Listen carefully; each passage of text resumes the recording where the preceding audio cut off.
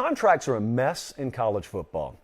You can look at the athletic department right now at Arkansas, and they're putting on a clinic. They're putting on a clinic in all sports pretty much. There's like nothing they're bad at the moment.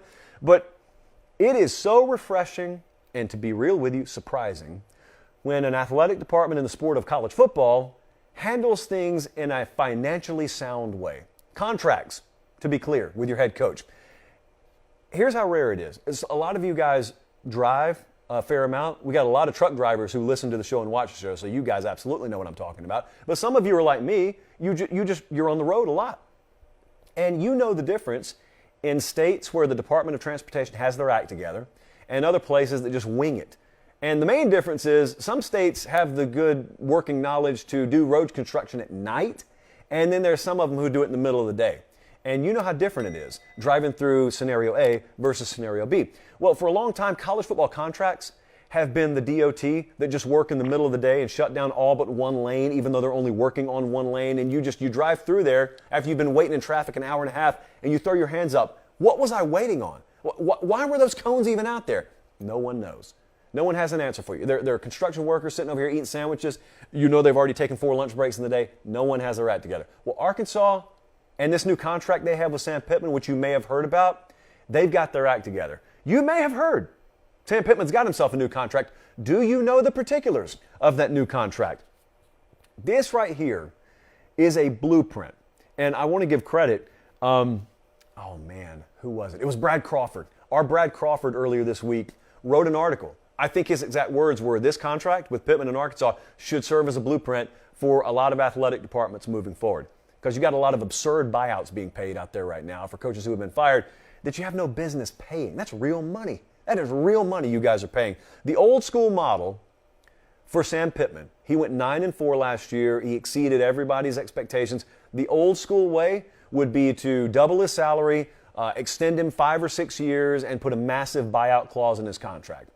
Even though you know he's not going anywhere, it doesn't matter. You can spend like a drunken sailor. You can act like you're a federal government employee because it's really not your money. You'll have an endless supply of it coming in, whether it's from television or whether it's just from your own donor base. And so when you don't have to be fiscally responsible, boy, you can get loose with those purse strings. I'll illustrate that momentarily. But that's not what Arkansas did. Arkansas and Sam Pittman got in a room and they understand how unique, admittedly, this situation is. And the situation at Arkansas is it's a perfect marriage. Sam Pittman is built for Arkansas. Arkansas is built for Sam Pittman. They are interchangeable. You don't detach one from the other. Sam Pittman is Arkansas and vice versa. There's not a big market for Sam Pittman. Like Iowa's not calling up Sam Pittman. Just like, Oklahoma State was never calling up Ed Orgeron. There are certain guys who work perfectly, some more perfectly than others, at certain spots. Everybody at Arkansas got that. Sam Pittman gets that. It's not like he's threatening to leave and go anywhere anyway. But in having said that, they structured his contract accordingly. So let me first do this. Before I give you the particulars, let me tell you why it needs to be done this way. Some of the buyout money being paid in college football right now is absurd. Ed Orgeron, who won a national championship in 2019 and was never going anywhere. Anywhere. Where in the world was Ed Orgeron going other than LSU? It didn't matter. They gave him a 6-year extension, $42 million anyway, and they are now currently, they being LSU, paying Ed Orgeron $16.8 million not to coach. Auburn is paying Gus Malzahn $21.4 million not to coach. South Carolina is paying Will Muschamp, who was never in a million years going anywhere else, $13.2 million not to coach. I ask you, what was the leverage play? The only leverage play was the chess versus checkers approach that having Jimmy Sexton as your agent is compared to some of the folks that he negotiates against. Like, it's got to be like shooting fish in a barrel sometimes for Jimmy Sexton. Can you imagine getting that kind of buyout for folks like Will Muschamp? Muschamp's not going anywhere other than South Carolina.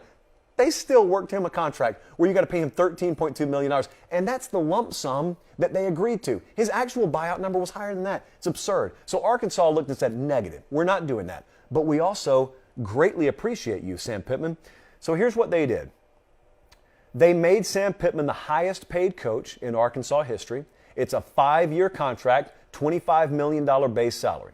So he's making $5 million a year. I would be fine with that. I could easily get by, I think, on $5 million a year and probably have several more spare shirts than I have right now. Here's the thing about the contract. It's loaded with incentives. He gets a retention bonus of $1 million for each year. So just stay alive, Sam, and you get $1 million each year. But also, it gets auto-extended 1 year for every time he wins 7 games. Here's the bonus structure. If he wins 7 games, he gets $250,000. If he wins 8 games, he gets $500,000. If he wins 9 games, he gets $750K.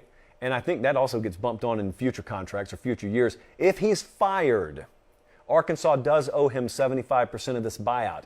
But here's the important point, children. If he gets fired and their winning percentage is below 500, that number comes down to 50%.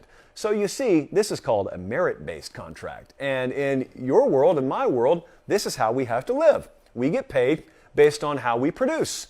And then if we don't produce, then we get fired, and really no one ever owes us anything. But the more we produce, the more we get paid. And that's kind of the way Arkansas chose to do it with Sam Pittman. Sam Pittman could make a fortune on this contract. He's going to make it as he earns it. And he did them a solid. He hired Jimmy Sexton as his agent. So this is a Sexton guy too.